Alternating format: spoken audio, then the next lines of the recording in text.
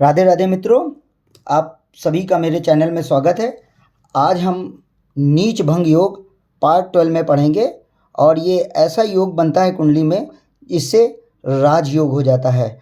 और ये योग आप सबसे पावरफुल योग है। जब किसी ग्रह की नीचता भंग होती है तो नीच भंग योग कहलाता है और ये धनवान को करोड़पति बना देता है। यानी कि अगर आप लखपति हैं तो आपको करोड़पति बना देगा और उसके साथ साथ आपको मान सम्मान वैभव सारी चीज़ें ये देगा जो जीवन में आपने कभी सोचा नहीं होगा।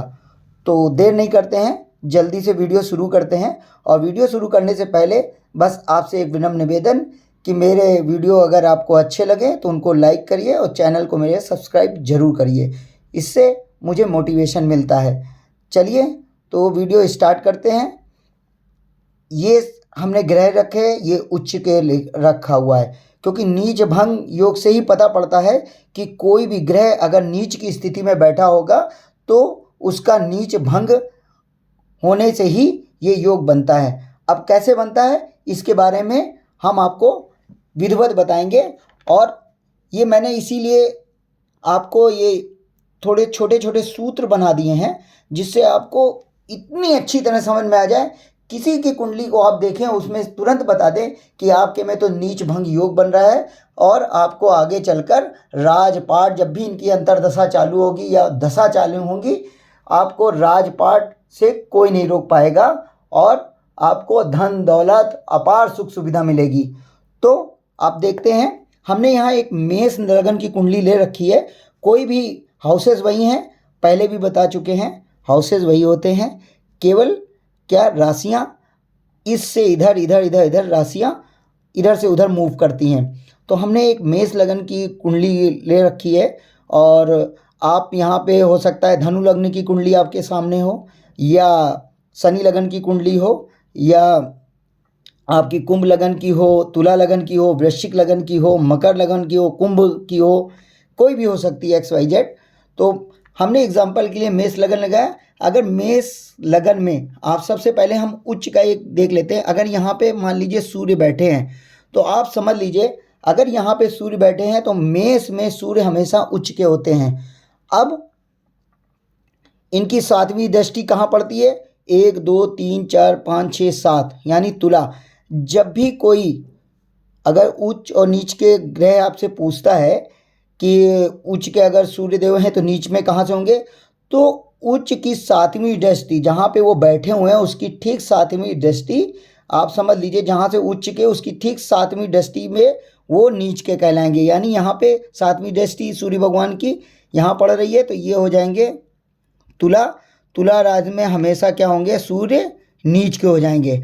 अब देखिए इनके नीच को भंग करने के लिए हमने एक सूत्र बना रखा है जो बहुत ही सरल है।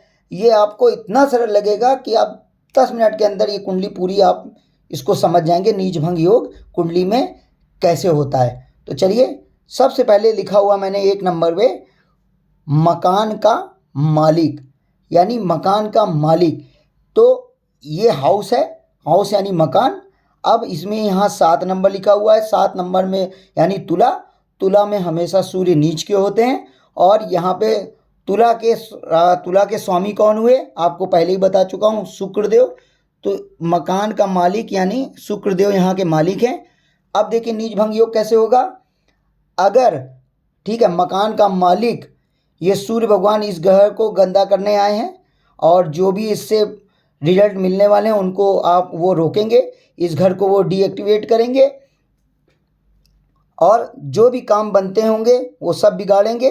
तो उसको रोकने के लिए अगर मकान का मालिक यहाँ बैठ जाए तो वो सूर्य की नीचता को भंग कर देगा, यानी नीच भंग योग यहाँ बनेगा और आपके जीवन में वो बहुत ही राजयोग, राजपाट जैसा एक आएगा समय जिसमें आप करोड़पति के साथ साथ आप समझिए आपको वैभव, सुख, सुविधा और ऐशो आराम जीवन में कभी आपने सोचा ना होगा। चलिए, जीवन में कभी आपने सोचा ना होगा ऐसा योग यहाँ पे बन जाएगा। पहले टॉपिक से हम जान गए मकान का मालिक, यानी मकान का मालिक अगर यहाँ सूर्य नीच की स्थिति में बैठे हैं और इसकी नीचता को भंग करना है तो मकान का मालिक यानी शुक्रदेव अगर यहाँ पे बैठ गए तो नीच भंग योग आपका इस कुंडली में बन जाएगा। दूसरा देखिए आता है मकान मालिक की दृष्टि। अब यहीं पे जो शुक्र बैठे हैं यहाँ पे ना बैठ करके यहाँ पे बैठ गए इस जगह शुक्र, तो क्या होगा, आप यहाँ पे बैठ गए तो 1 2 3 4 5 6 7 यानी अपनी दृष्टि इस घर पे, अपने घर पे डालना है। देखिए यहाँ के स्वामी, तुला के स्वामी कौन है, शुक्रदेव, यानी ये घर उनका है। अब वो बाहर बैठ के इस यहाँ पे दृष्टि डाल रहे हैं तो सूर्य भगवान को फिर वो खराब काम करने से रोकेंगे, यानी यहाँ भी नीच भंग योग बन जाएगा।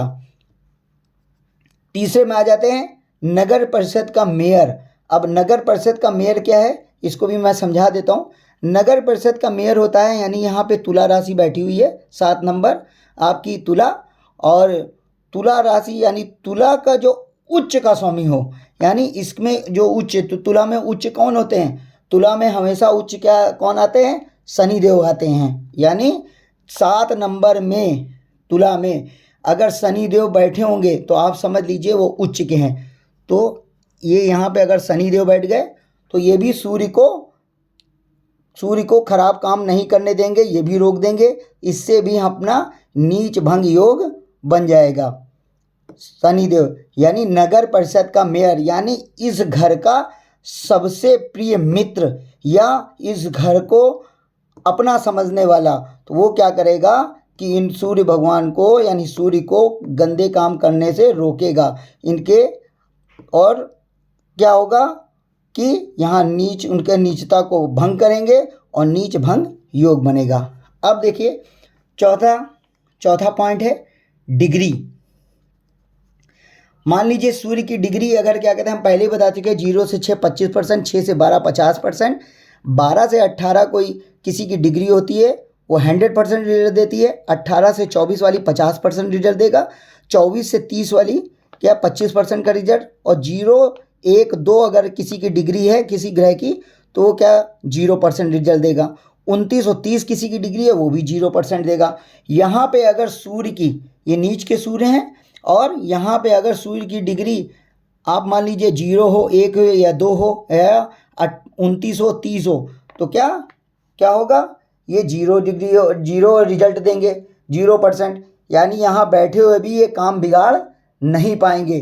तब क्या बन जाएगा, नीच भंग योग बन जाएगा। जब भी इनकी अंतर्दशा और दशा स्टार्ट होगी आप समझ लीजिए आपका राजयोग पक्का, नीच भंग योग इसी को कहते हैं। चौथा देख लेते हैं सूर्य के साथ अस्त। देखिए यहाँ पे सूर्य तो अब सूर्य को कोई अस्त नहीं कर सकता। दूसरा टॉपिक ले लेते हैं, आपको दूसरा एग्जांपल समझा देते हैं। ये है 4 नंबर। अब यहाँ अगर 4 नंबर में नीच यानी कर्क है, अगर मंगल देव यहाँ अगर बैठ जाएं, यानी कर्क में हमेशा मंगल देव नीच के हो जाते हैं। मंगल देव किस में नीच के होते हैं, कर्क में, और उच्च के किस में होते हैं, मकर में मंगल देव उच्च के हो जाते हैं। अब इनकी 7वीं दशा यहाँ पढ़ ले तो यानी नीच के यहाँ पे हो गए।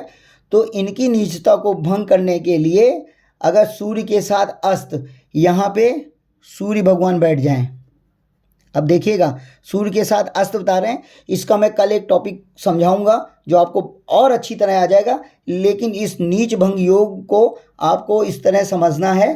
थोड़ा सा मैं बता देता हूँ कि सूर्य अस्त कैसे, सूर्य से अस्त कैसे होते हैं, फिर उसका डिटेल में मैं कल समझाऊंगा आपको। इसका पूरा चैप्टर अलग है, टॉपिक थोड़ा सा डिफ़िकल्ट है लेकिन समझाएंगे तो आपको समझ में आ जाएगा, इसलिए इसको अलग से समझेंगे। तो अभी यह क्या करते हैं, सूर्य के साथ अस्त। तो सूर्य के साथ अस्त कब होगा, मान लीजिए सूर्य की डिग्री 15 डिग्री है और मंगल की डिग्री यहाँ पे 20 है।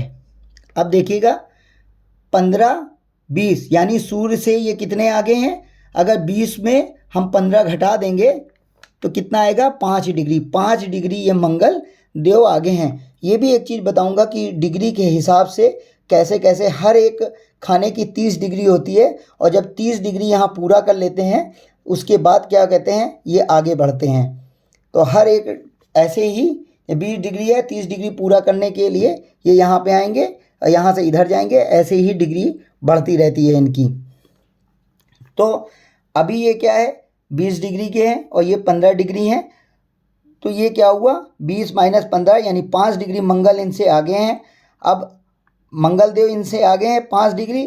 तो सूर्य से अस्त कब होता है कोई, आप ये समझ लीजिए, सूर्य के नज़दीक 10 से 12 डिग्री जो आता है वह ग्रह, जो नज़दीक आ जाता है वह ग्रह अस्त हो जाता है, यानी किसी काम का नहीं रहता है, वो मृत हो जाता है। अब यहाँ पे ये 5 डिग्री नज़दीक हैं केवल, तो 5 डिग्री क्या हुए, मंगल देव अस्त हो गए, और अस्त होने से क्या हो गया, यहाँ पे बन गया आपका नीच भंग योग। तो आप लोग समझ ही गए होंगे कि नीच भंग योग कैसे बनता है। इसको मैंने समझा दिया है, 2-4 बार आप वीडियो देखेंगे आपको 100% समझ में आएगा। नहीं आता है अगर तो एक बार कमेंट्स में प्लीज़ आप ज़रूर बताइएगा, और मैं उसको दोबारा कर दूंगा। और हमारी वीडियो अच्छी लगे तो प्लीज़ आप, एक बार फिर आपसे मैं दोबारा कह रहा हूँ कि मेरे चैनल को सब्सक्राइब और आप लाइक ज़रूर करिए। राधे राधे।